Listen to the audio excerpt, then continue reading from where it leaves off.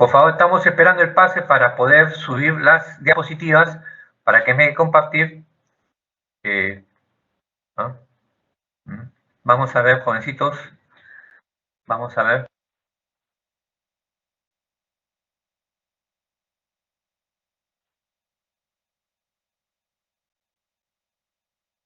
Ahora sí estamos ya listos para empezar. Listo para empezar.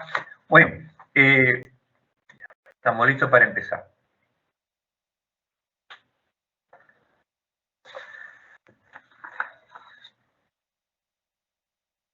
Quisiéramos que me digan si pueden visualizar las diapositivas.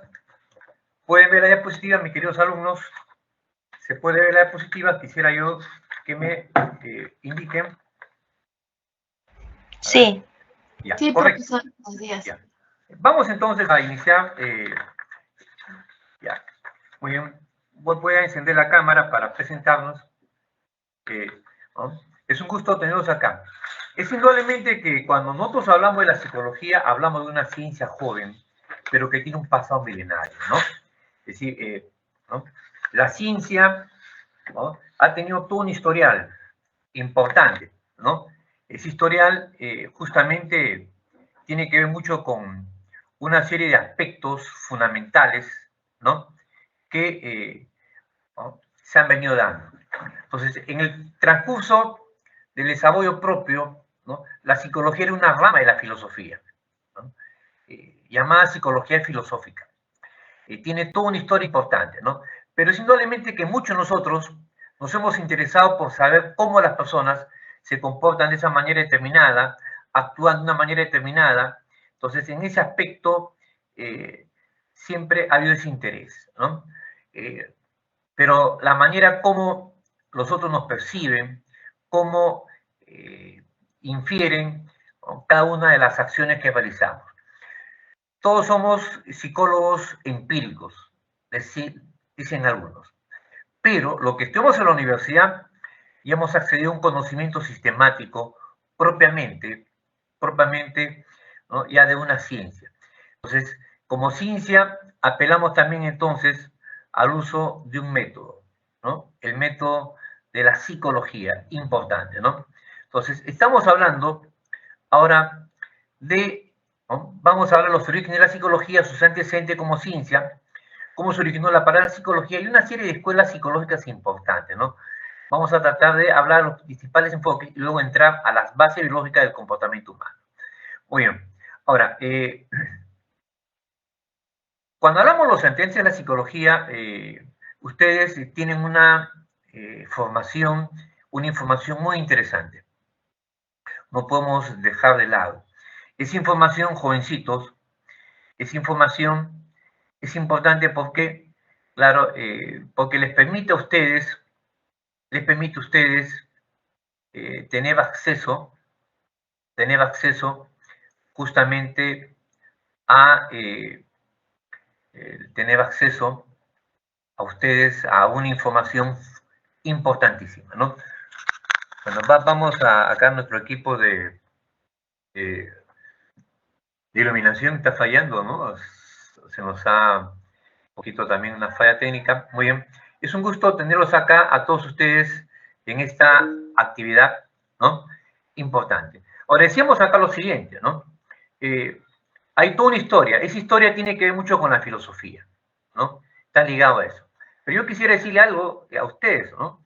De que, por ejemplo, en Alejandría, está hablando de la época antigua, habían dos médicos muy famosos, Hierófilo y Erasistrato.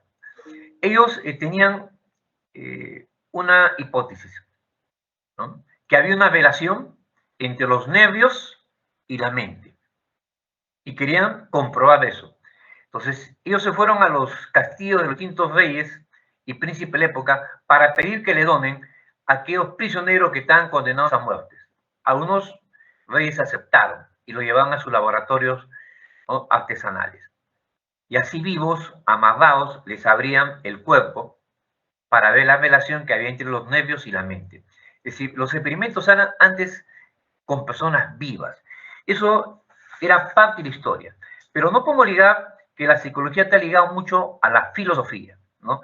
el caso de los aportes de Aristóteles, conocido como el padre de la psicología antigua o tradicional, que señaló lo siguiente: el hombre tiene dos partes, un cuerpo y un alma, ¿no? Un cuerpo y un alma. Muere el cuerpo y también muere el alma. Y habla de tres almas, ¿no? Un alma vegetativa, un alma de tipo sensitiva y un alma de tipo racional, ¿no? Racional, que es propio de los seres humanos.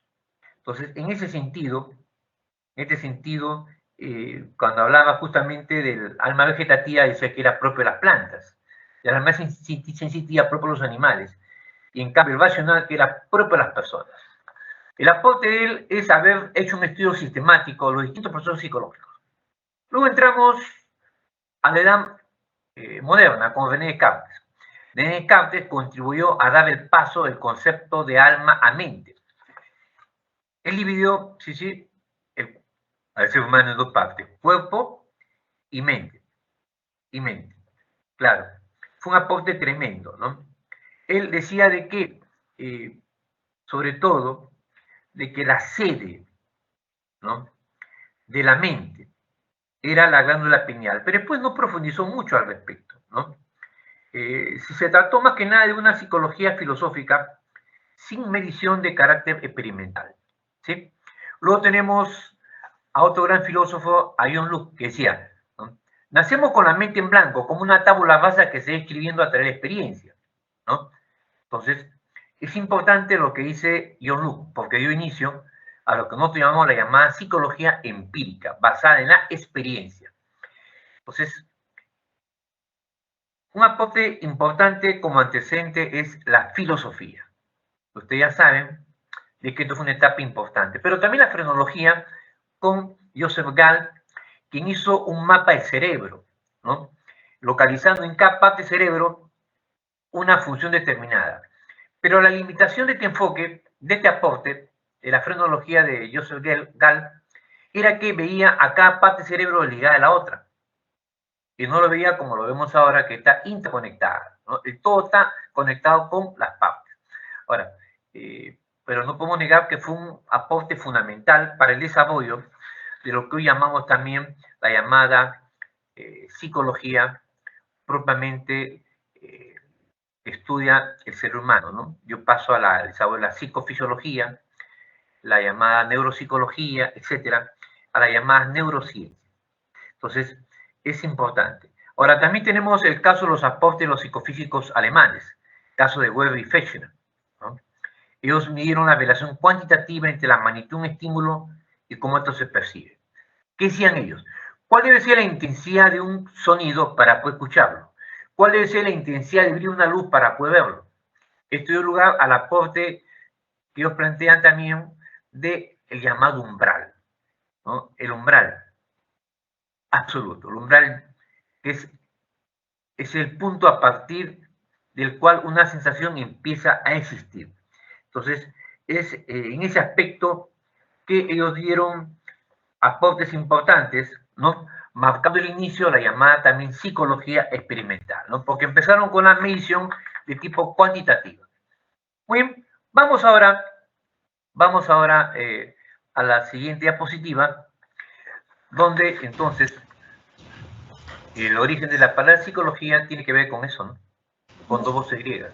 Psiche, alma, y luego tratado, estudio, saber, conocimiento. Él ha tratado acerca del alma. Pero el año de 1879 sucede un hito histórico importante. Guillermo Gunn, o Wilhelm Gunn, funda, jovencitos, el primer laboratorio de psicología experimental. ¿En dónde? En la Universidad de Leipzig, Alemania. ¿Me están escuchando normal, jovencitos? Pueden hacer uso del audio. ¿Se escucha normal el sonido? Sí, profesor. Se ve diapositivas. Estamos confirmando nuevamente para poder continuar. ¿Sí? Sí, profesor. Ya, Sí, profesor. Muchas gracias, mis llamo futuros sanmarquinos, ¿no? Futuros sanmarquinos. El aporte de Gunn fue importante. Por más que los psicólogos norteamericanos digan, no, fue en Estados Unidos. Está bien, puede ser cierto. Pero Gunn tuvo el mérito que lo que él hizo lo difundió públicamente, ¿no? Por eso que fue aceptado por toda la comunidad psicológica al respecto. Ahora, dando inicio al desarrollo de las llamadas escuelas psicológicas, entre ellas el estructuralismo, llamado también introspeccionismo, llamado también conciencialismo. Esos términos se utilizan más para la vida real, ¿no? El término introspeccionismo y conciencialismo. ¿Por qué estructuralismo? Porque buscó estudiar la estructura, la anatomía de la conciencia.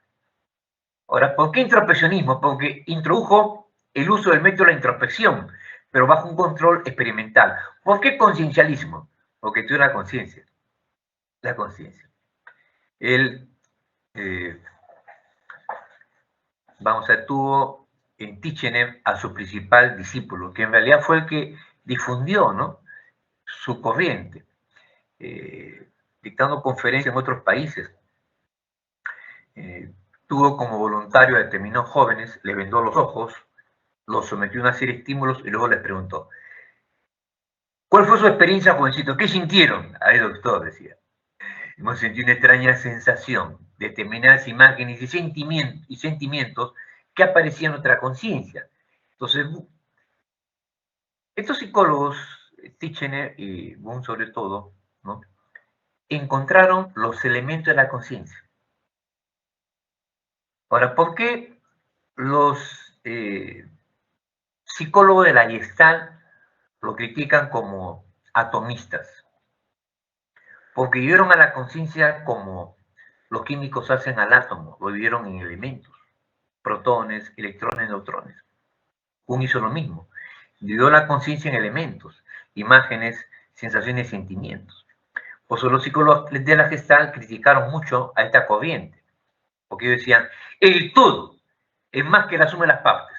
Hay que estudiar la mente, la conciencia como un todo, y no dividirlo en partes, como lo hicieron Jung y su discípulo.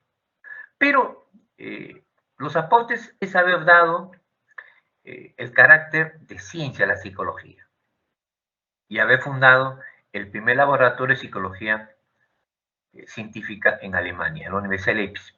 Y sobre todo también fue Wilhelm Wundt quien también dio el aporte en dividir las emociones en dos tipos: esténica y emoción asténica. Ahora, y acá viene una pregunta: ¿qué corriente surge en oposición al estructuralismo? En oposición. Es el funcionalismo. Mientras que el estructuralismo aparece en Alemania, el funcionalismo aparece en Estados Unidos, donde tienes a John Dewey, William James Arnett como sus principales representantes. El funcionalismo tuvo la influencia del evolucionismo de Charles Darwin. Porque, ¿qué decía Charles Darwin? Que la especie que sobrevive es la especie mejor adaptada. También tiene la influencia del pragmatismo de William James. El pragmatismo en filosofía, en la teoría del conocimiento conocido, ¿qué plantea? Que un conocimiento es verdadero solamente si tiene una utilidad nada más. Es porque ellos fueron más allá que Wundt y Tichener, más allá que el estructuralismo. Buscaron allá la función, la utilidad de la conciencia. Es decir, buscaron aplicar los conocimientos de la conciencia, los conocimientos psicológicos. Esa intención de buscar su aplicación, su utilidad, dio lugar al desarrollo de la psicología aplicada. Con ello se desarrolla la psicología clínica, la psicología laboral, etcétera, etcétera, etcétera. Entonces, para ellos, el objeto de estudio era estudiar la función adaptativa de la conciencia. La conciencia nos permite adaptarnos a los distintos escenarios del ambiente. Tocaron temas como relacionar la vida cotidiana al sentido utilitario. Fueron los que desarrollaron la psicometría, es decir, la medición, con la construcción de los test. Contribuyeron al desarrollo de la llamada psicología, sobre todo, jovencitos, a la psicología aplicada, ¿no? Aplicada. Entonces, el método que utilizaron fue el método también de la llamada introspección experimental. Muy bien, pasamos ahora a otra corriente importante que tuvo como su lugar de desarrollo la famosa ex Unión Soviética, considerado en ese país el pilar fundamental de la psicología científica. Estamos hablando de Iván Petrovich Pavlov, premio Nobel, sí, en el estudio de la fisiología del aparato digestivo de los animales, los perros. Ojo, El descubrimiento que hace Pavlov fue casual, fue de casualidad. Entonces, ¿por qué estaba interesado en estudiar la fisiología del aparato digestivo de los perritos? Eso le valió el premio Nobel. Entonces, si hablamos de la fisiología, hablamos también indudablemente de su fundador, Bechterev, y otros fisiólogos soviéticos, como Sechenov. El más conocido por nosotros es Iván Petrovich Pavlov, ¿no? Claro, que centra su estudio, ¿no?, importante en la actividad psíquica a partir de los reflejos. Entonces, ellos afirmaron que la actividad psíquica es un reflejo de la actividad cerebral. Por lo tanto, es una explicación, dice, fisiológica del origen de la conducta. Esto lo toman los conductistas, por ejemplo. Porque el esquema de Pavlov es estímulo-respuesta. Un estímulo que genera una respuesta. Entonces, se orientaron, por lo tanto, a la medición e interpretación de los datos. Claro. Fue un aporte importante, ¿no? Claro. Es Sechenov donde dice la historia que sienta las bases de la reflexología. Claro. Estas obras fueron lo que inspiraron a Iván Pavlov. ¿No? Pero quien acuña el término de reflexología es Bechterev, un fisiólogo importante. Muy bien, claro. Gracias a ellos se desarrollaron lo que hoy día conocen ustedes como el condicionamiento clásico y también estudio las respuestas automáticas. Luego entramos ahora al conductismo, o llamado también behaviorismo, que tiene como fundador a John Watson. El conductismo tuvo la influencia, por qué no decirlo, del positivismo de Augusto Comte en filosofía. ¿Qué plantea el positivismo? Dice, solamente se puede hacer ciencia de aquellos fenómenos que son observables, que se pueden observar. Pregunta, ¿la mente se puede observar? ¿La conciencia se puede observar? No. Eso es entrar en un conocimiento metafísico, aquello que está más allá de lo físico, más allá de lo observable. No es hacer ciencia. Hacer ciencia es hacer ciencia de la conducta observable y medible, ¿no? Para ellos el objeto de estudio de la conducta es la conducta, porque se puede observar, se puede medir, se puede controlar, y utilizaron como método la experimentación objetiva. Claro, hacen una dura crítica a la introspección como método utilizado por el estructuralismo y también por el funcionalismo. Entonces, el conductismo se convierte también en un paradigma importante de la psicología, ¿sí? La psicología se vuelve conductista en América Latina. Estas escuelas psicológicas jóvenes eran enfoques rígidos, dogmáticos, donde cada uno se creía dueño de la verdad, ¿no? Es la verdad. Hoy en día eso se ha superado bastante. Ahora entramos acá, jovencito, a la escuela de la Gestalt. La Gestalt es una escuela psicológica alemana. Se desarrolla en Alemania. Hay una expresión muy conocida para usted, dice, el todo es más que la suma de las partes. El todo es más que la suma de las partes. ¿Qué dicen ellos? Hay que estudiar todo fenómeno psíquico como un todo y no dividirlo en partes. Por eso critican al estructuralismo de Wundt. Claro. Se centra mucho, claro, en el estudio de la conciencia, ¿no? El sujeto estudia la conciencia, pero como una totalidad, ¿no? Basándose en los estudios de la percepción, ¿no? No olviden de que la Gestalt relaciona mucho la percepción con el aprendizaje. Todo gira en función a la percepción, ¿no?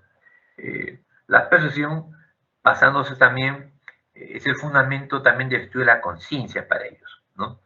Resaltando la tendencia del ser humano a buscar la buena forma, ¿no? O llamada pregnancia. Es decir, tú estás percibiendo en este momento la diapositiva, ¿sí o no? ¿No? Estás percibiendo, tú estás captando su mejor forma, ¿no? Claro, supongamos que la diapositiva te lleguen borrosas, por ejemplo. Borrosas. No se ve bien la cara de Wertheimer ni el Freud, ¿no? Yo te pregunto, ¿qué percibes ahí? A ver, profesor, la diapositiva parece que veo dos manchas, pero veo para el profesor, sí, el rostro de una persona. Claro, ahí está, dice, por más borrosa que sea la figura, La percepción siempre va a definir su mejor forma o su buena forma, llamado pregnancia. ¿Por qué? Porque capta al fenómeno como un todo, como una totalidad, más que dividido en partes. Y dan inicio al desarrollo de la llamada ley de la percepción, y sobre todo, su fundador, Max Wertheimer. ¿Usted sabía que ellos contribuyeron al desarrollo del cine? ¿Qué pasa cuando vas a ver una película, por ejemplo? Ustedes, me imagino que les gustan, eran muchas películas en el cine, se han visto. Cuando tú te vas a un cine, porque hasta ahora están permitiendo ingreso, te sientas y ves la película, ¿no? Por ejemplo, ahora que está muy de moda lo de Spider-Man, ¿no? Y Venom también, de esos temas. Qué interesante, qué emoción. Parece que los personajes tuviesen vida, que tuviesen movimiento, no, es una ilusión. Lo que tú ves en la pantalla del cine es una ilusión. Es el llamado movimiento aparente. Percibe figuras estáticas como si estuvieran en movimiento. Y todo basado en el aporte de Max Wertheimer, en el aporte de la Gestalt, que era un aporte para el desarrollo del cine, en base a la ley que plantea y estudia Wertheimer, el movimiento aparente. Muy bien, entonces ellos desarrollan también temas como el aprendizaje por insight, ¿no? El aprendizaje repentino, ¿no? Un experimento que lo hace Kotler, uno de los discípulos importantes, representante de esta corriente psicológica, ahí está. Kotler trabaja con chimpancés, ¿no? Chimpancés. El aprendizaje por insight, un aprendizaje repentino. Entramos ahora también al psicoanálisis, otra escuela psicológica importante, basada en el estudio del inconsciente, tiene como fundador a Sigmund Freud, importante médico neurólogo austriaco, muy bueno, en su especialidad era una eminencia Freud, pero por esas curiosidades que tiene la vida, le llegan pacientes que tienen síntomas raros. Doctor, no puedo ver. Doctor, se me ha paralizado una parte de mi cuerpo, no puedo mover las piernas, he perdido la sensibilidad de esta parte de mi cuerpo, no siento nada acá, doctor. Como era médico neurólogo, analiza y descarta todo problema neurológico. Y eso despierta su curiosidad. Caramba, carambita, carambola. ¿Por qué? ¿Por qué? Eso después lo lleva a viajar a Francia y conoce a un médico llamado psiquiatra muy famoso, Charcot, del cual fue también su discípulo. Y se impresiona mucho porque los pacientes que tenía ese psiquiatra, sus síntomas coincidían con los síntomas de sus propios pacientes. Y eso ayuda el ingreso de Freud a otro terreno que no es su especialidad, la neurología, fundando el psicoanálisis, una corriente psicológica, donde tiene como método importante la llamada asociaciones libres. Es el método importante que utiliza el psicoanálisis respecto al inconsciente. Ahí, tú dirás, profesor, ¿y los test proyectivos? Eso lo utilizan ya los neopsicoanalistas. Profesor, ¿interpretación de los sueños? Sí, también lo utilizó Freud. La catarsis también, pero el principal fue la llamada asociaciones libres. Como él quiso enseñar en la Universidad de Viena, lo marginaron porque era judío, tuvo que ganarse la vida atendiendo pacientes, ¿no? Y es ahí donde en consulta, donde sistematiza toda su experiencia fundando la psicoterapia. Es el fundador de la psicoterapia. Muy bien, esta es una etapa importante de la psicología. Vamos a ver acá. Ahora, vamos ahora a los enfoques psicológicos, que ya son enfoques mucho más actualizados, que están en función al desarrollo de la ciencia, es importantísimo, donde tenemos el enfoque psicodinámico, que va a estudiar la importancia de los factores socioculturales en los trastornos psíquicos. Entonces, es importante el aporte de estos famosos psicoanalistas o neopsicoanalistas, ¿no? ¿No? Entre ellos tenemos a Karen Horner, Erich Fromm, Adler, Otto Rahn. Otto Rahn tiene un libro maravilloso que se llama El alma del niño proletario. O sea, parece un psicoanalista de izquierda, ¿no? Sí, pero tiene un carácter más social, ¿no? Este enfoque psicodinámico centra el estudio, su objeto de estudio en los llamados impulsos inconscientes, ¿no? Y en los conflictos. Claro. Ellos, sobre todo, señoritas, jovencitos, van a iniciar una investigación sobre el origen de la conducta a partir de esos impulsos, ¿no? Y los conflictos inconscientes que había en la persona, ¿no? Si la conducta es el inicio a partir del cual buscan llegar a lo más íntimo de la persona, su inconsciente. Así como también dice, pueden explicar los trastornos de la personalidad, claro, en función también a los impulsos sexuales, ¿no? Y agresivos. Claro. Tenemos acá el aporte de los neofreudianos, o los llamados neoanalistas, o nuevos psicoanalistas, ¿no? Que ellos señalan de que es los factores socioculturales, son los que influyen en el origen de los, en este caso, ¿sí?, de los trastornos psicológicos, ¿no? Y ahí tienes Adler, tienes a Lacan, tienes Erich Fromm, ¿no? No olvide que Carl Jung fue su principal discípulo, pero después discrepó con él, no compartió con muchos sus planteamientos. ¿Por qué, profesor? Porque Jung, por ejemplo, no compartía con el famoso complejo de Edipo planteado por Freud. Para Freud, el niño se enamora de quién, de la mamá, tiene como violar a papá. Quisiera tener relaciones con su mamá. Entonces, ese complejo de Edipo planteado por Freud, Jung no está de acuerdo. Porque la historia de Jung era diferente. Pues. Mientras que Jung quiso a su madre, mientras que Freud quiso a su madre, Jung no. Jung detestaba a su madre, la aborrecía, ¿no? Por eso es que no coincidía con los aportes de Freud en ese aspecto, discrepaba. Por eso que se apartó de él. Tenemos un aporte importante del psicoanálisis, haber dado inicio al estudio también de la llamada sexualidad infantil, ¿no? Ha dividido la etapa lésbico-humano desde el punto de vista psicosexual en etapa oral, anal, fálica, latencia y etapa genital. Fundadores de la psicoterapia se les toman a ellos como los iniciadores en ese aspecto. Luego entramos a Estados Unidos, donde surge el conductismo, o llamado también behaviorismo. Ya es un desarrollo importante con Skinner, donde ya estudia la conducta, pero de una manera mucho más rigurosa, ¿no? También los llamados neoconductistas, ¿no? Conductistas, o llamados también conductistas radicales, ¿no? Estudian la conducta, pero de manera mucho más sistemática, ¿no? Mucho más rigurosa, ¿no? Porque con Skinner ya se elaboran los llamados programas de reforzamiento fijo, de intervalos fijos, intervalos variables, etcétera, etcétera, etcétera.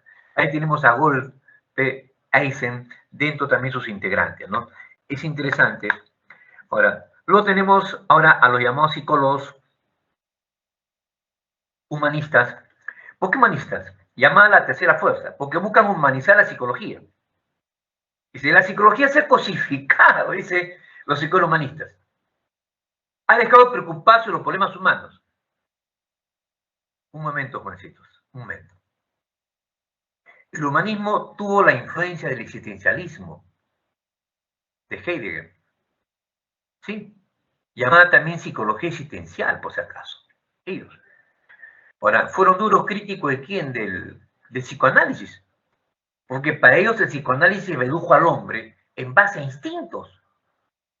Eros vida, tánatos muertes. También fueron duros críticos de quién? Del conductismo.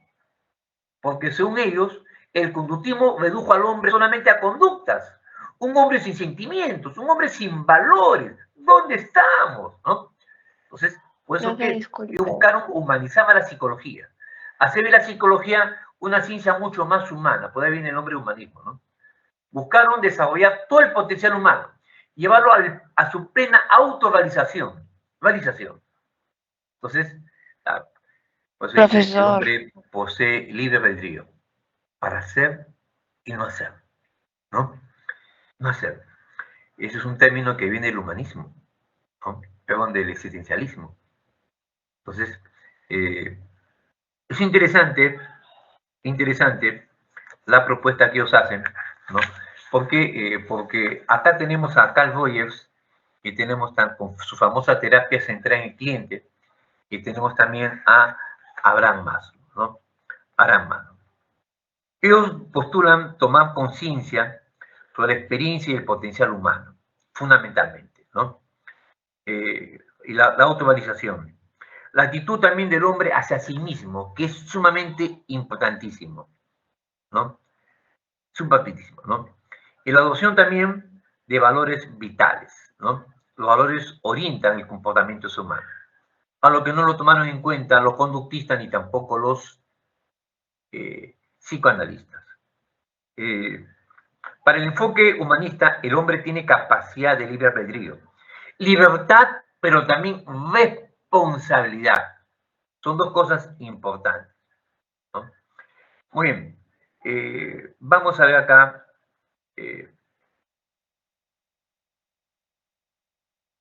A la siguiente diapositiva, el enfoque biopsicológico. Es un enfoque más multidisciplinario, es el aporte de la neurociencia, ¿no? De la biología, la neurología, todo se fusiona para explicar la conducta. Qué interesante, ¿no? El comportamiento humano del funcionamiento biológico. La biología es importante. Jovencito, ¿qué tan importante fue el aporte de Dios fundamentalmente? Profesor. Sí, lo escucho. Profesor, no está proyectando la diapositiva correcta, todavía está en la Gestalt y en el psicoanálisis. A ver. Sí, se ve, profe. Señorita. Yo sí lo puedo observar, profesor. No, ya pasamos el psicodinámico, ya pasamos el conductista de Skinner, el golpe que he explicado. ¿Sí? Se ven las diapositivas. Ya hemos dicho acá, cuando entramos a los enfoques psicológicos, a diferencia de las escuelas que terminamos con el psico, porque hasta acá, cuando hablamos de Gestalt, psicoanálisis, hablamos de reflexología, conductismo, son escuelas psicológicas iniciales que aparecen, chicos. Para todos aquellos que van a estudiar psicología. Hasta acá, había una crítica tremenda. Psicoanalistas no se podían ver con los conductistas. Solamente para que tengan una idea nada más de cómo estas corrientes influyeron en la universidad peruana. Por ejemplo, en Arequipa, en esa época, estoy hablando de la época del 70, la currícula de psicología en la Universidad San Martín de Arequipa era una orientación fundamentalmente reflexológica, pavloviana. La católica tenía una orientación más psicoanalista, los cursos. La de Caetano Heredia, los cursos que se llevaban eran más cursos conductistas y neoconductistas. Y San Marcos, profesor, San Marcos tenía de todo, buscaba dar una formación mucho más integral. Pues las escuelas psicológicas eran escuelas mucho más rígidas al respecto, mucho más rígidas. Ahora, pero de ahí se da un salto, ¿no? Se desarrollan los llamados enfoques psicológicos que están ligados a los desarrollo de la ciencia psicológica, al desarrollo. Disculpen, ¿se ve las diapositivas? Ya. Me hacen una observación, ¿no? Yo puedo profundizar mucho más estos temas, pero todo está en función a cómo ustedes me pregunten, ¿me entienden, chicos? ¿No? Hemos sufrido un atraso por problema de la conectividad que se está dando mucho en Lima, en todo el Perú, ¿no? Pero yo, en primer lugar, quisiera hacer una pausa de 2 minutos, presentarme. Mi nombre es Armando Velasco, soy psicólogo de profesión, tengo más de 30 años en enseñanza pre, me encanta lo que hago, también he estado enseñando en algunas universidades, soy psicólogo, soy profesor de oratoria también, me encanta mucho. Yo cuando enseño me divierto, sí, también me especializo en la preparación psicológica de alumnos para postular el examen de admisión, pero digo una cosa, ¿no? Un aspecto importante para ustedes es, en este ciclo de la pre, organízate. Organízate. Elabora un horario, ¿no? Organízate. apela a todo aquello que te pueda apoyar, tu primo, tu tío, libros, todo. Entonces, pero elabora un horario donde tengas horas para estudiar, para descansar y para recrearte también, porque si no te puedes estresar. Y nunca estudien en la mañana sin haber tomado su desayuno, ¿me entiendes, jovencitos? Vas a tener problemas en la concentración. Y nunca vaya a un examen de admisión también sin haber tomado desayuno. Es como una boleta rusa, ¿me entiendes? ¿No? Al final puedes sufrir un tremendo dolor en el estómago, un malestar general por no tener nada en el estómago. Entonces, son estos aspectos que te digo yo, que en la vida todo se puede. Usted está en una etapa de inicio, usted está para escuchar, tomar los aportes de los profesores que te vamos a enseñar en la pre, en los distintos cursos. Cada uno tiene su experiencia. Les pido yo a ustedes una actitud atenta, sobre todo cualquier pregunta que me hagan, yo gustoso de absolverlas, de ampliar los temas, también lo puedo hacer, como el hecho de regresar nuevamente. Yo no tengo ningún problema, ¿no? Nos hemos atrasado, pero yo me nivelo en el dictado. Cuando uno maneja ya la teoría, ¿no? Yo estoy avanzando dándole tranquilo, no estoy corriendo, estoy avanzando normal, pero estoy dando su nivel de información, centrando en los aspectos centrales, ¿no? Porque hay una alumna que me dijo, profesor, ¿cuándo recuperamos? No te preocupes, ¿no? Vamos a hacer un ritmo donde no vamos a tener necesidad, vamos a seguir normal. Ahora, decíamos entonces, cuando entramos a los enfoques psicológicos, entramos ya enfoques que están en función al avance de la ciencia.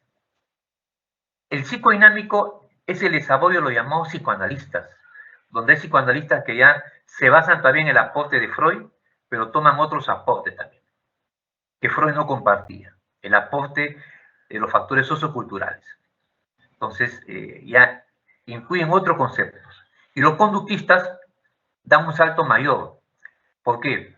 Con Skinner, que buscan ya estudiar la conducta de una manera mucho más rigurosa. Por eso dicen, en otros textos, otros libros están como neoconductistas o conductistas radicales, donde ellos ya hacen un registro de conductas.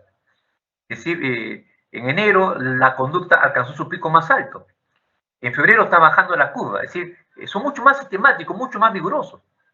Y con ello ya se desarrollan lo que llamamos el programa de reforzamiento, ¿no? Se utiliza reforzamiento positivo, negativo, etcétera. Se empieza a hablar de esos aspectos. Ahora, vayamos entonces. Hemos dicho el enfoque humanista porque buscan humanizar la psicología, ¿no? Claro, hacerla mucho más humana. Cuando tú vas a atenderte por un psicólogo humanista, a diferentes psicoanalistas que está sentado en su diván, ¿no? Y tú entras a su consultorio, parece que fuera un gurú, un gran personaje, donde hay que rendirle reverencia al psicoanalista. Toma asiento, señor. Pero humanista no. El psicólogo humanista, cuando tú vas a entrar al consultorio, es el que está en la puerta. Te dan la palma en el hombro, pase, señor, ¿qué tal? Gusto de tenerlo acá. Es decir, busca hacer la psicología una ciencia más humana, mucho más humana, ¿no? Es decir, busca trabajar de esa perspectiva, ¿no? Centrarse mucho en los sentimientos, los valores. Pero luego entramos ahora a la psicología cognitivista. Cognitivista porque da más importancia a lo cognitivo. Por ejemplo, ¿por qué le tienes fobia al fuego? Claro, porque son tus ideas, ¿me entiendes? Esas ideas que tú tienes ¿no? Del fuego, del calor, ¿no? Es lo que te genera. ¿Por qué le tienes fobia a los perros? ¿No? La idea del perro que tienes en tu mente.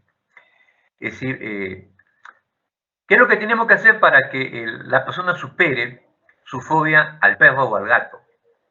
Claro, modificar sus pensamientos negativos por pensamientos mucho más positivos, ¿no? La psicología cognitiva es la psicología que está mediada por los procesos cognitivos, como el pensamiento, la memoria, etc., ¿no? Ellos plantean que la cognición implica los procesos mentales mediante los cuales comprendemos y entendemos el mundo, ¿no? Entonces, es interesante, ¿no? Ellos, claro, buscan estudiar ya ellos la cognición. Entonces, bueno, acá tenemos a Piaget, a Bandura, a Brunner, a Ausubel, en ese sentido, ¿no? Ese sentido. Pero ¿quién es el precursor de esta corriente es el precursor, ¿verdad? Es Piaget. Es considerado como precursor. Ahora, es por esa razón que ellos dicen, nuestros pensamientos orientan nuestra conducta. ¿Por qué estás atendiendo la clase de psicología, por ejemplo? Tu pensamiento, en el cual tienes esa idea de superarte, es lo que está generando que tú prestes atención a esta clase y a las clases que vienen también. Tu pensamiento orienta tu comportamiento. Tu comportamiento. Acá tenemos también a Albert Bandura, que resalta el papel también de la observación o imitación de los modelos en la vida de un ser humano. Y nuestros principales modelos han sido nuestros padres, ¿no? Nuestros padres, que es interesante. Luego acá entramos al enfoque acá psicobiológico, biopsicológico, donde es un enfoque mucho más multidisciplinario, ¿no? Donde se explica la conducta a partir del funcionamiento del sistema nervioso, ¿no? Es decir, cómo una lesión en el lóbulo frontal puede alterar la personalidad. ¿Por qué? Porque ahí tiene que ver con el pensamiento, tiene que ver con la conciencia, tiene que ver con el control de las emociones. Entonces, hoy en día, esto ha sido considerado un aporte fundamental, ¿no? Para entender cómo es el ser humano. Y porque en esta pandemia los psicólogos hemos dicho con mucha claridad que los medios no tienen por qué generar pánico, temor, porque el temor, el miedo bajan las defensas. Y al bajar defensas, no solamente puedes contagiarte de coronavirus, sino cualquier tipo de enfermedad. Eh, Ahora, pero la psicología también tiene un método de estudio.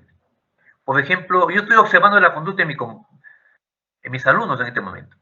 Si participan o no participan. Estoy haciendo un registro. Acá me apoyo también en las encuestas también.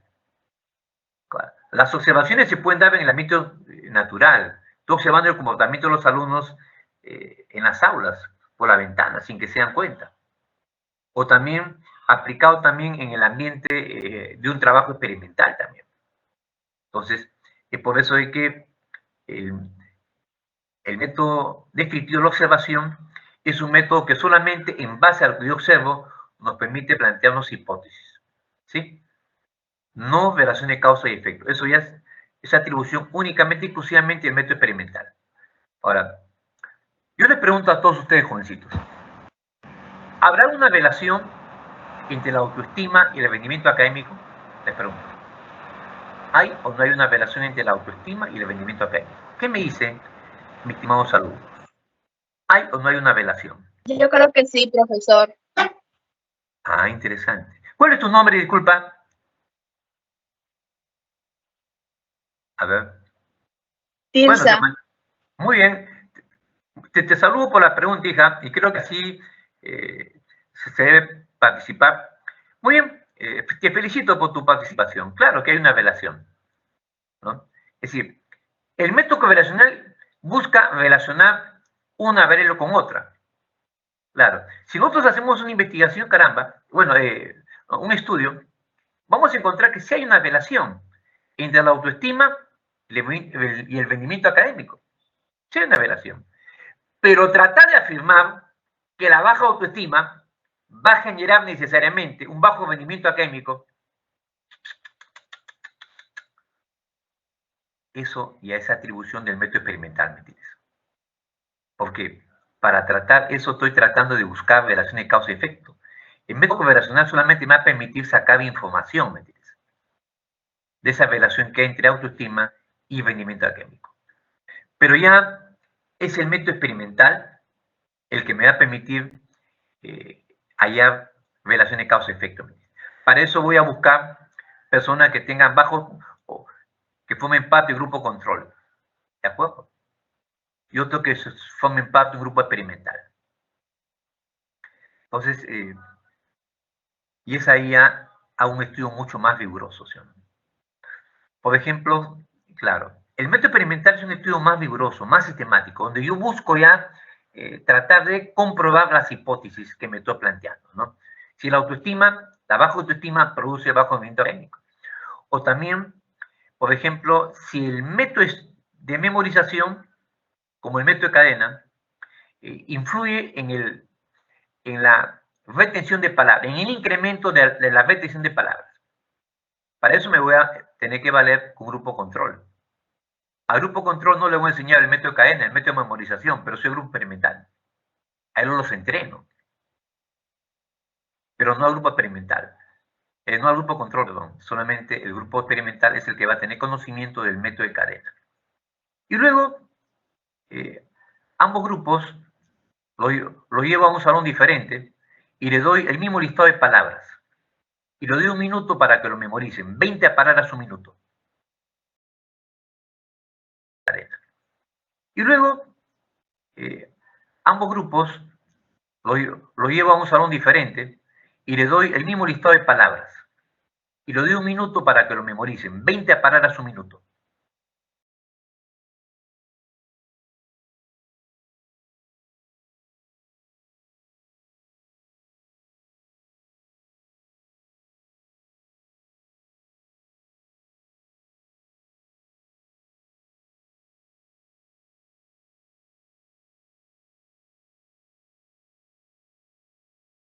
Tanto el grupo experimental como el grupo control. Tienen 1 minuto para memorizar 20 palabras. Y luego escribirlo en una hoja con un lápiz, ¿no?, determinado, ¿no? Terminó el minuto, claro, apago las diapositivas y ellos tienen que escribir una hoja, las 20 palabras que han logrado memorizar. ¿Y qué me encuentro? Que lo del grupo experimental sí lo han hecho todo perfecto. Han hecho las 20 palabras y en el mismo orden. El grupo de control no. El grupo de control incompleto, en desorden. Entonces, ¿qué he comprobado? Que el método de cadena sí incrementa la repetición de palabras. El método de cadena ha sido mi variable independiente, ¿no?, que en este caso ha tratado de buscar la relación con la variable dependiente, que es la retención de palabras. Dice, busco relación de causa-efecto entre 2 o más variables, ¿no?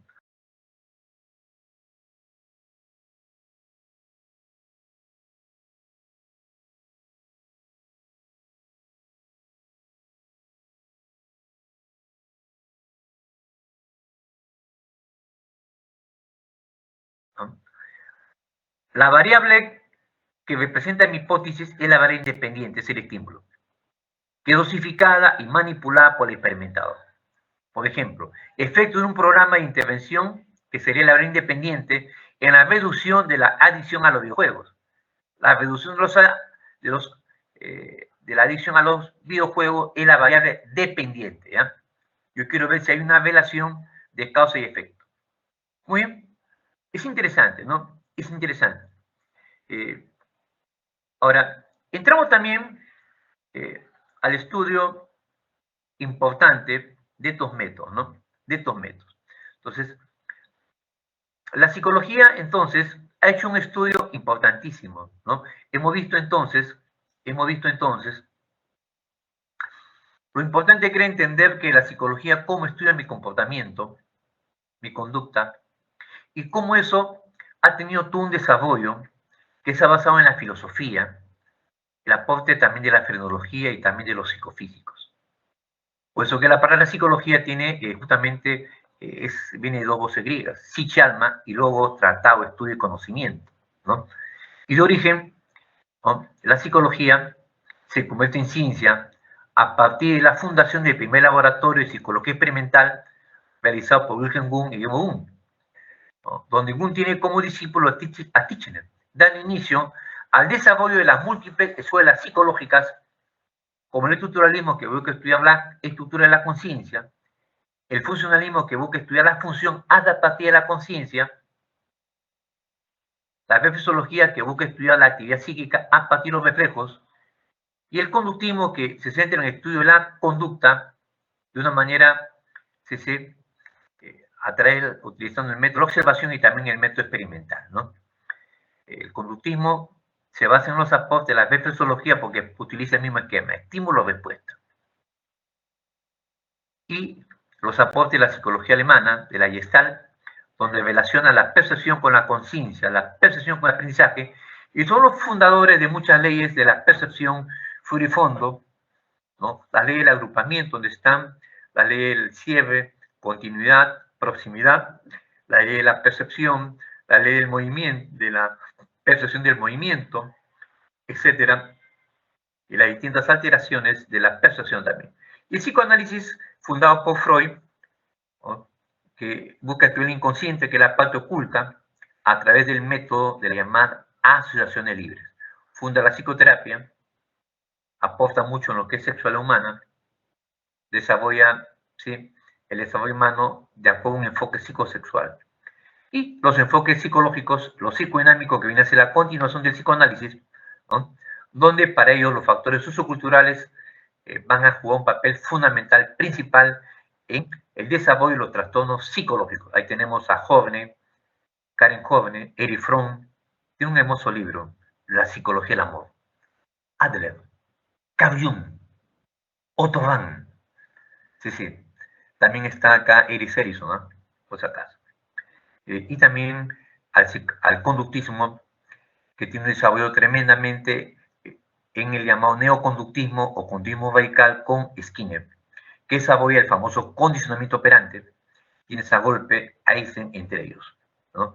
Y al enfoque psicológico también al humanismo con Carl Rogers y Abraham Maslow, que buscan humanizar la psicología, el desarrollo potencial del ser humano, llevarlo a su plena autorrealización, y la psicología cognitiva, que señala de que la conducta humana está mediada por tus procesos cognitivos. Tu pensamiento orienta tu conducta. Por eso que en las terapias cognitivas, la expresión, por ejemplo, he entendido por los psicólogos cognitivos, basada en ideas o pensamientos negativos, que hay que modificar por pensamientos positivos, ¿no? Sí, porque el pensamiento orienta tu conducta. Y luego también hemos dicho acá el enfoque biopsicológico, que toma el aporte de las neurociencias y nos permite entender por qué razón, pues, ese famoso, ¿se acuerdan ustedes? Cuando toquemos bases biológicas vamos a ver, hay un famoso empleado de una empresa de ferrocarril en Estados Unidos que le atraviesa un tubo con una parte del cerebro debajo de la mandíbula y le sale por el lóbulo frontal, y que no muere, pero al final lo operan y aparentemente lleva una vida normal. Pero al final lo que sufre una alteración es su personalidad. Y todos esos aportes, gracias al enfoque multidisciplinario de las neurociencias, ¿no? Entender de que el equipo biológico del ser humano influye en el comportamiento humano. Y, por lo tanto, la definición buena de psicología es la ciencia que estudia los procesos mentales, tanto conscientes como inconscientes, ¿no? Qué importantes, ¿no? Y las distintas áreas de la psicología son a la psicología básica, ¿no?, o teórica, que va a investigar por sus conocimientos, donde tenemos acá a los psicólogos, en este caso, importantes, a la psicología general, que estudia al hombre adulto en su comportamiento normal. Tienes a la psicología experimental, a la psicología evolutiva, que va a estudiar el desarrollo humano en distintas etapas. Tienes también a la llamada psicobiología, que son parte de la llamada psicología básica o teórica. Es esta teoría que va a desarrollar y orientar a los psicólogos aplicados, que van a aplicar la teoría psicológica. Y en distintos contextos, sus conocimientos, ¿no?, para solucionar problemas prácticos. Por ejemplo, yo hice mi internado en el Hospital Loaiza, pero mi práctica ha sido más educativa. La psicología clínica, ¿qué busca hacer? Es interesante lo que hace el psicólogo clínico. Por ejemplo, es una fobia, es una depresión, un adolescente se quiere quitar la vida, un problema amoroso. ¿A qué psicólogo lo vas a llevar? Claro, lo vas a llevar a un psicólogo clínico, que está especializado más en manejo de la depresión, ¿sí o no? Que buscan mejorar la salud mental, ¿no? Buscan estudiar fundamentalmente, hacer una evaluación, diagnóstico y tratamiento de los distintos problemas emocionales, leves o graves. El psicólogo clínico lo vas a ver trabajando en hospitales, en clínicas. Y el psicólogo educativo, profesor, lo vas a ver más en los colegios. Busca optimizar los problemas de aprendizaje, los estudios en ese campo, su aplicación, los correctivos. Tiene que ver con temas como la orientación vocacional, temas importantes también que están ligados al rendimiento académico del alumno. Son aspectos fundamentales, ¿no?, del llamado también psicólogo educativo. Se va a involucrar en el proceso indudablemente de enseñanza y aprendizaje, ¿no? Y aprendizaje. Es interesante. Van a buscar temas también como abordan muchos acá lo que es estimulación temprana, es temas que están ligados también a el ambiente educativo, ¿no? Como los problemas de conducta. El problema de conducta en el ámbito escolar puede estar ligado al mismo ambiente educativo o es que el alumno trae al hogar, ¿no? Entonces lo vemos un alumno más deprimido, cabizbajo, porque ya te trae problemas de hogar. Entonces uno tiene que saber detectar cuando trabaja en el rama educativa. El problema en el mundo escolar es un problema a veces muy estresante también.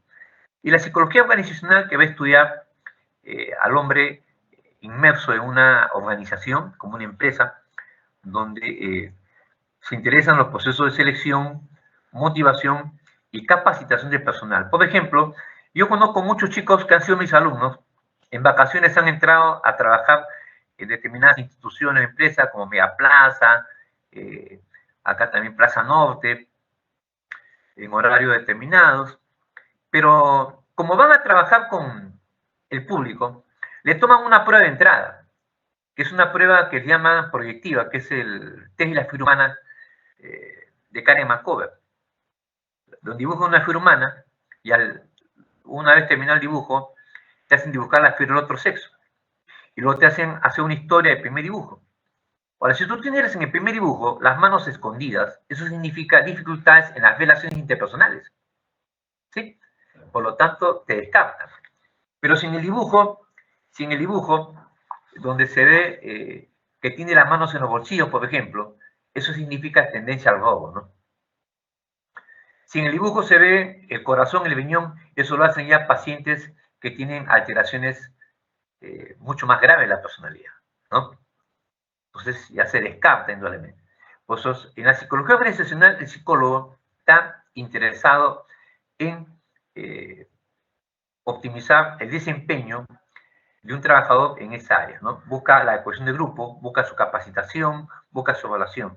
Y la psicología social, que también estudia cómo el contexto afecta a la conducta humana de los individuos, ¿no? En los procesos grupales. Una cosa está en tu casa y otra cosa está en tu barrio, pues, ¿no?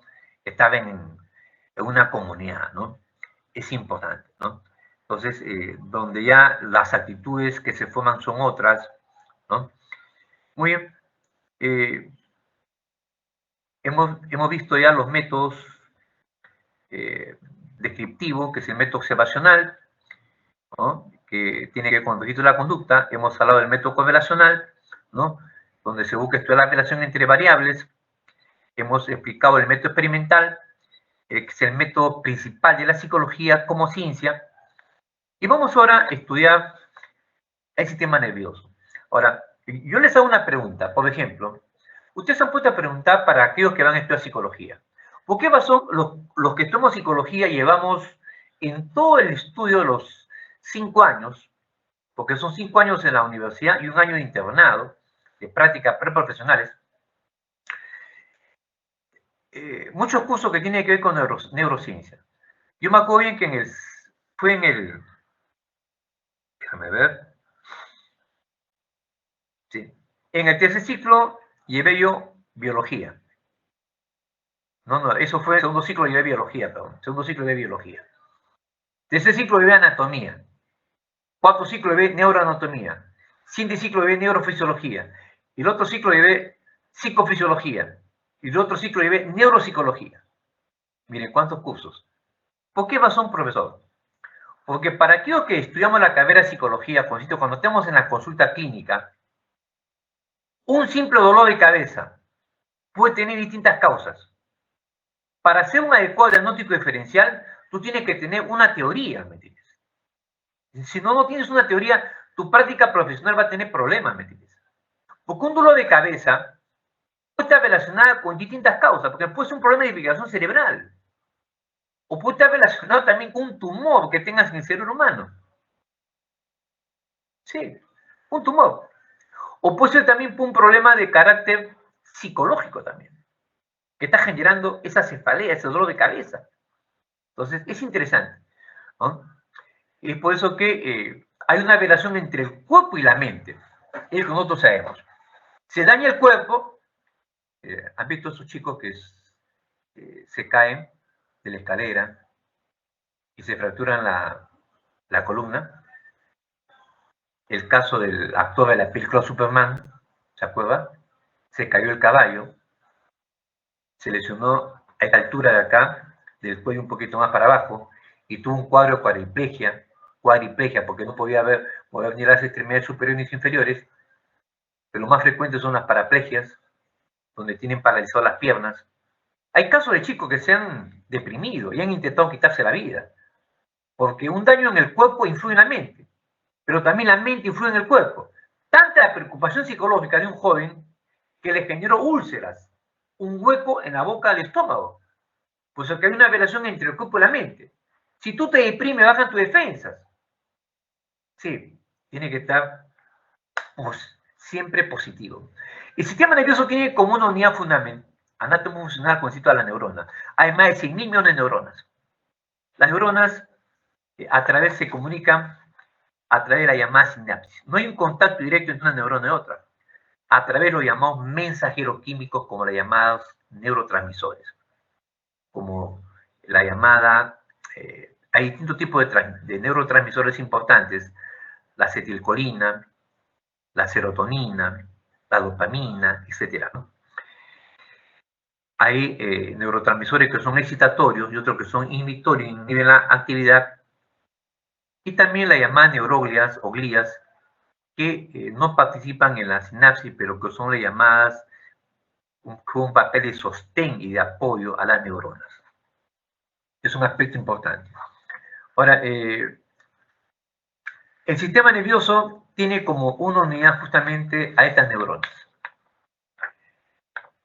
Y todo el sistema nervioso se ve estructurado como una unidad importante, que nos procesa, conduce, integra información, gestiona respuesta para mantener nuestra homeostasis y adaptarnos y sobrevivir. Se señala, ¿no? Qué importante es, jovencito, en ese aspecto. Sumamente importante. Entonces, vamos a ver entonces, ¿no? Lo fundamental que es, ahí ves toda la neurona que tiene toda una estructura, ¿no? Cuerpo celular, tienes las dendritas, tienes el terminal al axón, al terminal axónico, donde terminan los llamados motores terminales, donde ahí se van a segregar los llamados neurotransmisores de manera importante. Ahora, es importante también señalar acá, ahora vamos a seguir con las diapositivas. Vamos a ver acá. Ya listo acá.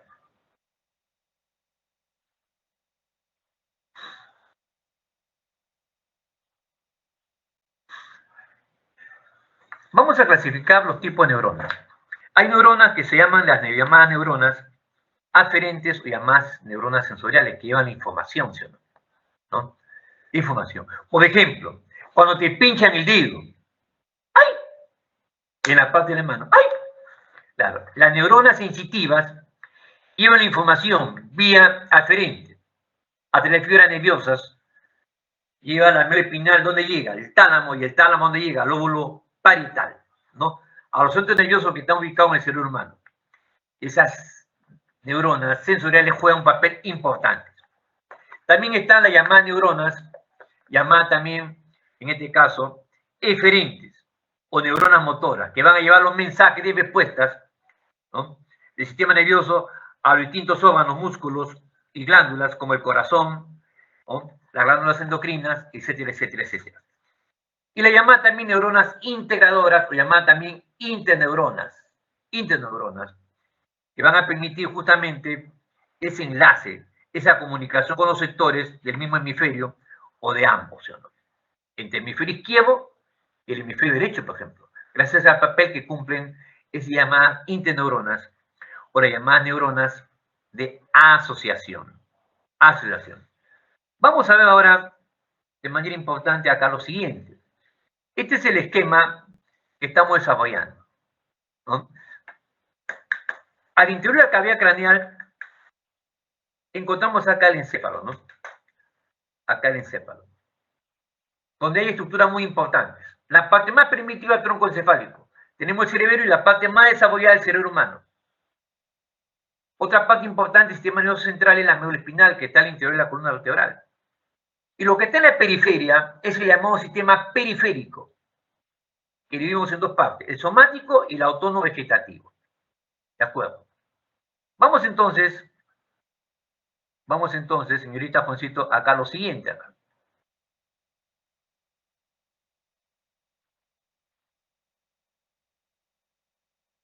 El ser humano es la parte mucho más desarrollada, ¿no? Tiene toda una estructura, ¿no? Una estructura rugosa, que están separadas, zonificadas por los llamados, en este caso, por los llamados surcos o fisuras de Silvio, de Volando. Esa parte superior que ve el ser humano, ya modea su tesa allí, se llama corteza cerebral, ¿ya? Tiene un peso aproximado de 1.350 gramos. El cerebro, como ya hemos dicho, está alojado al interior de la cavidad craneal. Está ahí. Desempeña un papel importante. Ahora, ese cerebro humano, señorita Juancito, lo dividimos en dos partes, uno izquierdo y otro derecho. Otro derecho. Cada hemisferio es especializado. El izquierdo llamado hemisferio de la ciencia. El derecho llamado el hemisferio del arte. Del arte, ¿no? Del arte. Son especificaciones que se han dado entre uno y otro. Qué importantes, qué importantes. Ahora, es indudable de que decía acá lo siguiente. El izquierdo va a procesar la información de manera secuencial, por partes. Por partes. Por ejemplo, cuando usted lee un libro, el primer párrafo saca una idea, va al segundo párrafo, saca otra idea, va al siguiente párrafo, saca otra idea. La dice, procesa la información de manera secuencial por partes. Es decir, divide el todo en partes. Eso es llamado también el pensamiento analítico, que divide el todo en partes. En partes. Ahora, pero también, caramba, el hemisferio izquierdo va a interpretar también, claro, de una manera importante toda la información analítica de manera secuencial, paso a paso, como hemos dicho, ¿sí o no? ¿O? De una manera importante. Ahora, en ese aspecto, entonces, nosotros debemos decir lo siguiente. El izquierdo va a procesar información de carácter verbal, ¿no? Interpreta signos lingüísticos en sus componentes semánticos y sintácticos, ¿no? Interpreta signos lingüísticos en sus componentes semánticos y sintácticos. Nombra las cosas, controla el lenguaje hablado, claro, y escrito. Es responsable de razonamiento,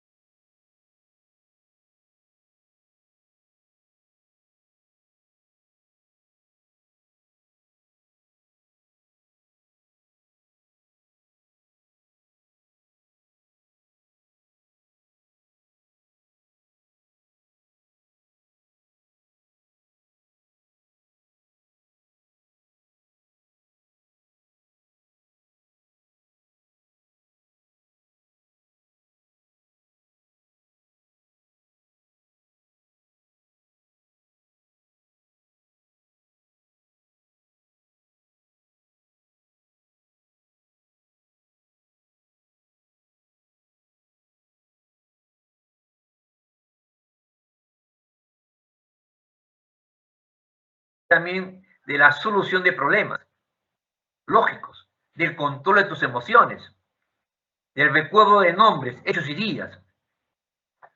Jovencitos, si usted fuese chofer de una empresa de transporte, por ejemplo acá Tepsa, se va al norte, Piura, y está manejando el chofer de primera, y está pasando por Pasamayo, ¿no? Pasamayo que está al borde del precipicio que da al mar, ¿no?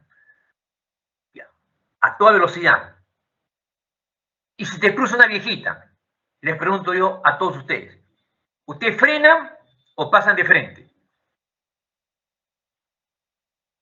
¿Qué harían en ese caso, jovencitos? ¿Usted frena o pasa de frente? Frenamos. Frenar. Ah, qué buena, qué buena. Esquivar. Frena, qué buena gente, qué humanos son, mis chicos. A ver, ¿frenan o pasan de frente? Frenan, dice. Pero fíjate lo siguiente, claro. Tú estás pensando en ese momento, antes de tomar una decisión, ¿sí o no? Está pasando la viejita. Tú tienes que tomar una decisión. ¿Frenas o pasas de frente? Ojo, si frenas, tú te pones a pensar, si freno, a esa velocidad pasa Mayo, una pista bien angosta, claro, vas a vuelta en campana, cabeza al precipicio, mueres tú y todos sus pasajeros. Pero si pasas de frente, solamente te llevas a la viejita nada más. Es decir, la parte que tiene que ver con la toma de decisiones, ese lóbulo es la parte del hemisferio izquierdo. Hemisferio izquierdo. Con la toma de decisiones, es una parte importante, ¿no? Increíble, ¿no? Tiene que ver con todas esas funciones fundamentales. Ahora, tiene al área de Broca y al área de Wernicke. Y también el hemisferio derecho, que es el hemisferio del arte, de la imaginación, tiene que ver con la base biológica de la percepción humana, de la creatividad, tiene que ver también área con la percepción musical, tiene que ver también con el tono afectivo lenguaje, CC, tiene que ver con eso. Por ejemplo, tú tienes a dos compañeras tuyas, a Melissa y Carmen. Melissa le pregunta a su enamorado, Lucho, ¿me quieres? Sí, te quiero, te quiero. Lucho, ¿me quieres o no me quieres? Sí te quiero. ¿Por qué eres tan fastidiosa? ¿Ah? ¿Por qué me preguntas eso? Si yo te quiero. Fastidias. Fíjate cómo le responde. Pero en cambio la otra amiga, cuando le pregunta a su enamorado, volando, ¿me quieres? Te quiero, mamacita, te adoro. Tú sabes que por ti yo mato. Fíjense, eso tiene que ver con tono afectivo del lenguaje. Cuando usted habla con sentimiento. Y la manera como está hablando me diciendo que tú me estás diciendo la verdad, ¿sí o no? Y es la verdad. Eso tiene que ver con el hemisferio derecho. Desempeña una función importante. Yo soy diestro. ¿Cuál es el hemisferio dominante? Es mi lado izquierdo, ¿sí o no? Yo soy zurdo. ¿Cuál es el hemisferio dominante? Es el hemisferio derecho, ¿sí o no? El hemisferio izquierdo tiene que ver con el control de todo mi lado derecho de mi cuerpo. En cambio, el derecho tiene que ver con el control de todo movimiento de mi lado izquierdo. Vamos a ver ahora lo siguiente también. El cerebro tiene distintos lóbulos que se han especializado. El lóbulo frontal, el lóbulo parietal, el lóbulo temporal, etc., ¿no? Cada uno se ha especializado en unas funciones importantes ahí. Vamos a ver. Ahora, el lóbulo frontal es el lóbulo que tiene que ver con la toma de decisiones. Tiene que ver con el pensamiento abstracto. Tiene que ver con el control de emociones, como hemos dicho, con la planificación, organización, verificación y evaluación de toda tu actividad. Ahí ubicamos el área de Broca, que tiene que ver con un centro de lenguaje, que tiene que ver con la articulación de las palabras. Y también ubicamos ahí con el área de Eckner, que tiene que ver con el control del movimiento de la escritura, ¿no? Ahora, es el área que tiene que ver con los movimientos voluntarios. Una lesión ahí se altera la personalidad. Tiene que ver con el problema de los valores, de los sentimientos, etc.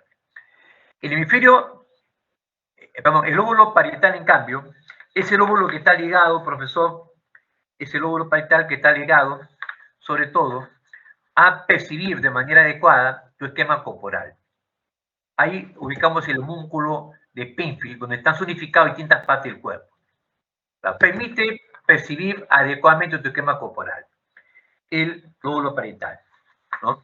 Es un aspecto importante, ¿no? Te permite captar el dolor, el calor, la temperatura, de manera importante. Entonces, en ese aspecto, vamos a ver, está encargado de procesar todo tu esquema imagen corporal, ¿no? Y calcular también las relaciones espaciales. A ver, con tu mano derecha toca tu oreja izquierda. Con tu mano izquierda toca tu ojo derecho. Todo eso tiene que ver con funciones fundamentales del lóbulo parietal. El globo temporal es el área considerado el centro de la audición. Claro, tiene que ver también con la memoria también. Tiene que ver también con el área de Wernicke, relacionada con la comprensión del lenguaje hablado. Tú me estás entendiendo lo que estoy explicando, gracias a esta área. Claro. En cambio, claro, pero también una lesión acá puede generar un problema de, acá, indudablemente, ¿no?, de la sensibilidad, ¿no? De la sensibilidad. Ahora, profesor, el área de Gerine está ubicado en el lóbulo parietal y tiene que ver con la comprensión de las palabras escritas. Y el lóbulo occipital tiene que ver con la comprensión del lenguaje, de la información visual, ¿no? Visual. Ahora, tenemos el cerebro humano, una parte importante, ¿no?, que hemos visto acá en el homúnculo de Pinfield, ¿no?, que están representadas en distintas partes del cuerpo. Es por eso que cuando nosotros pinchamos en el área sensorial de determinada parte del cuerpo con una aguja, claro, con electrodos, se ha hecho experimento ya en las personas, se estimula eléctricamente. Doctor, me están tocando la mano, y nadie toca la mano, lo están estimulando eléctricamente. Pero cuando estimulan la mano, hasta el área motora, la mano se abre, se cierra, eso tiene que ver con estimular el área motora, ¿no? Ahora, otra estructura importante es el cerebelo. ¿Qué pasa si se lesiona el cerebelo? Va a alterar la coordinación de los movimientos. El cerebelo, jovencito, lo ubicamos debajo del lóbulo occipital y va a regular el movimiento voluntario. Actúa de manera coordinada con el lóbulo frontal, por si acaso.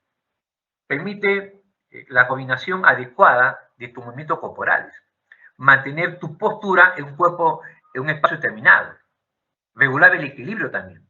Una lesión en el lóbulo, en esta parte importante que es el cerebelo, va a generar problemas de coordinación de movimiento. Por ejemplo, un sujeto que tiene lesionado su cerebelo va a caminar como si estuviese mareado. Enviar un beso a su enamorada le puede dar un cabezazo, ¿sí? Tú lesionas el cerebelo en una paloma, lo lanza a la Torre de Lima, cae como una piedra porque no puede coordinar el movimiento de sus alas. La parte que está ligada a las funciones vitales es el tronco encefálico. Sí, claro. Cuando decimos funciones vitales, claro, tiene que ver con funciones importantes. Una lesión acá automáticamente va a generar la muerte de una persona, jovencitos. El sujeto muere automáticamente, ¿no? Tiene que ver con el control de qué, profesor? De la respiración, del ritmo cardíaco, del movimiento oculomotor de tus ojos, ¿me entiendes? Tiene que ver con las actividades de deglución o gastrointestinales también. Tiene que ver también, profesor, con la combinación de tus reflejos visuales, auditivos, ¿no? Incluyendo también el reflejo de orientación. Tiene que ver con los ciclos de vigilia y sueño. ¿Por qué? Porque al interior del tronco encefálico se ubica una estructura polisináptica llamada formación reticular, descubierto por Mauricio y Magún, que están experimentando con gatos. Cuando estimulaban esa parte del tronco encefálico, el gato se dormía. Estimulan, el gato se despertaba. Y sonaban esa parte, el gato quedaba en un estado de coma. Ya nunca más se levantaba. Esa estructura que descubrieron fueron la llamada formación reticular, que tiene vías ascendentes. Las vías ascendentes llamado SARA, que es el sistema activador reticular ascendente, que va a activarlo. Va a poner en funcionamiento toda la actividad de la corteza cerebral. Y las vías que van hacia abajo, y además sistema reticular descendente, ¿sí? Descendente. Que son vías eferentes que parten del corte frontal, pero que tiene que ver básicamente, jovencito, está implicado en la atención sostenida, ¿no? Selectiva y los estados provocados de relajación. Una lesión de esta estructura va a generar un estado de coma en la persona. Es interesante, ¿no?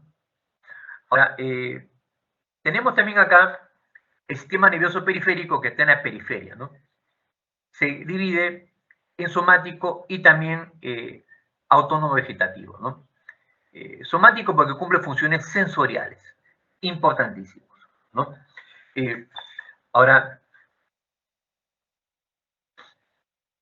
hemos visto acá una parte importante, es cada una de estas estructuras están relacionadas. No estamos explicando de manera independiente, pero están relacionadas unas con otras, ¿no? El sistema nervioso periférico está en la periferia, ¿no? Cumple funciones importantes que vamos a ver, ¿no? En los nervios espinales, ¿no? Y los nervios también acá, llamados también dorsales, ¿no? Cervicales, lumbares, ¿no? Importante. Ahora, vamos a empezar con el sistema nervioso somático.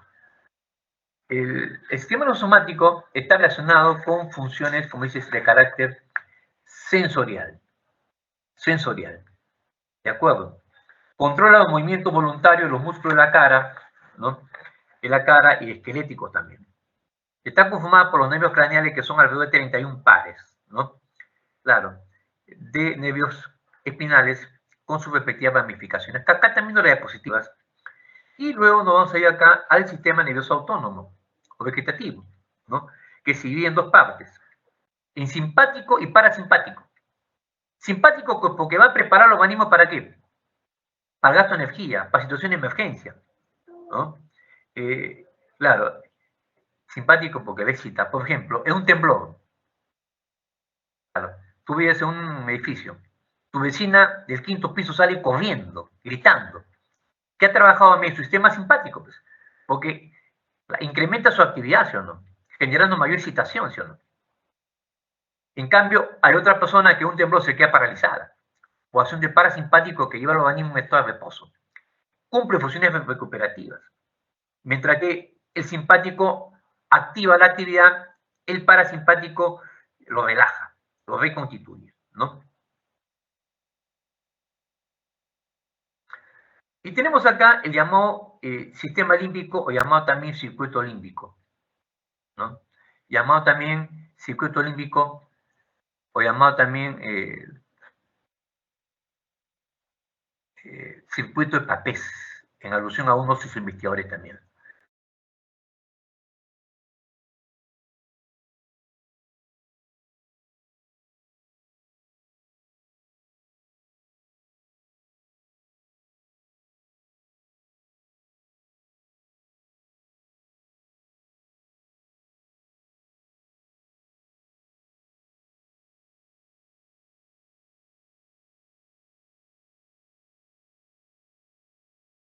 Circuito de Papez, en alusión a uno de sus investigadores también.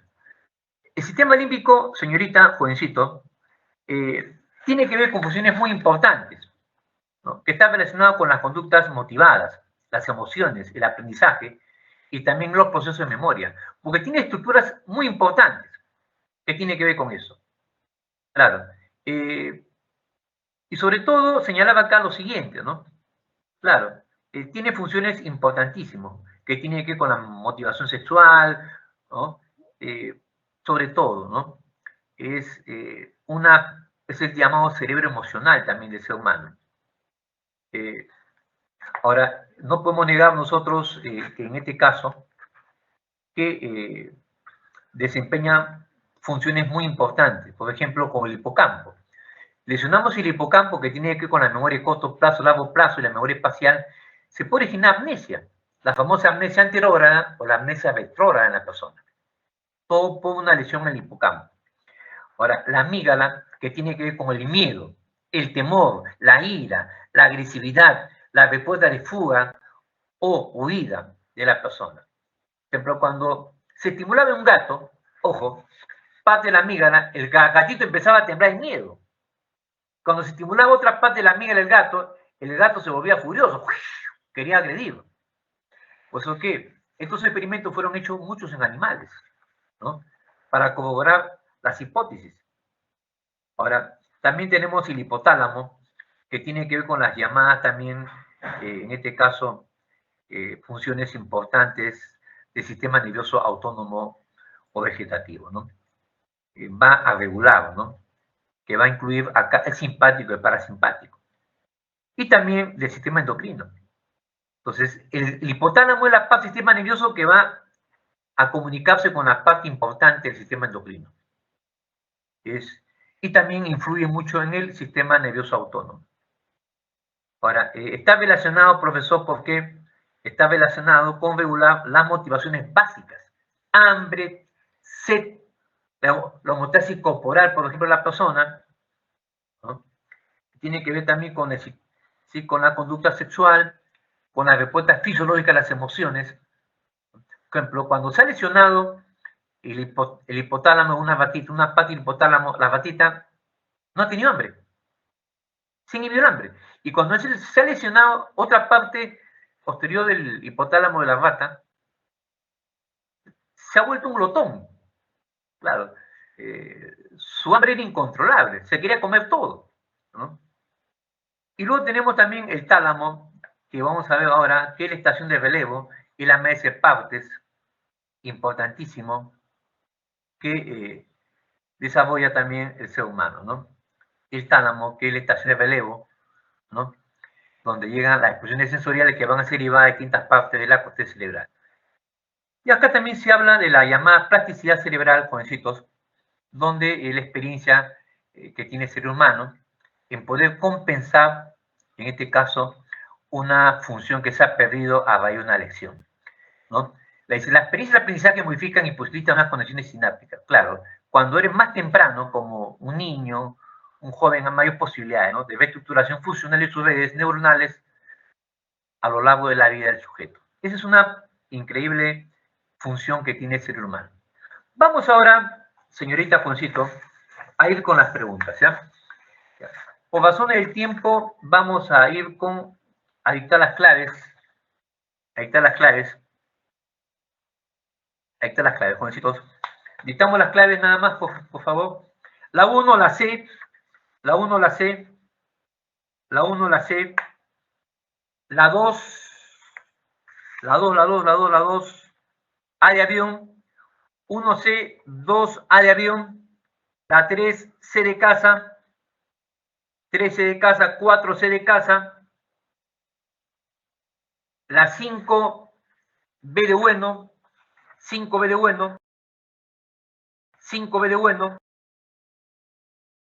6 D de dedo. 7 A de avión. 7 A de avión. 8 A de avión. 9 C de casa y 10 D de dedo. Repito. 1 C. 2 A de avión. 3 C de casa. 4 C de casa. 5 B de bueno. 6 D de dedo. 7 A de avión. 8 A de avión. 9 C de casa y 10 D de dedo. Muchas gracias. Muchas gracias a todo el grupo por la paciencia que han tenido el día de hoy conmigo y con todo el equipo. Profe, disculpe, darle un servicio primero. Muchas gracias. ¿cuál era Nos la vemos 8 y hasta la próxima 9? semana, Juancitos. Bye bye con todos. Hasta luego, Juancitos. Hasta luego. 8A, Gracias 9. por la clase, profesor. Ya. Si es que no, Las preguntas están completas, ¿no? ¿Están completas las claves? ¿Sí? si es que no recuerdan las claves, creo que en el Moodle del CPRE también están ahí los solucionarios.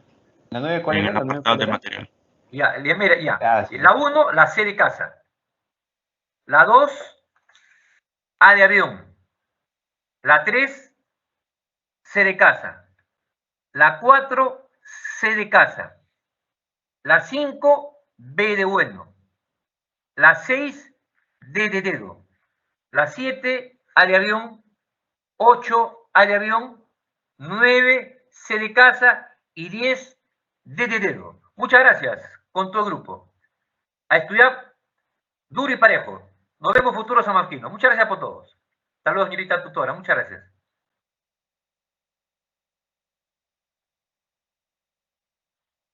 Hasta luego.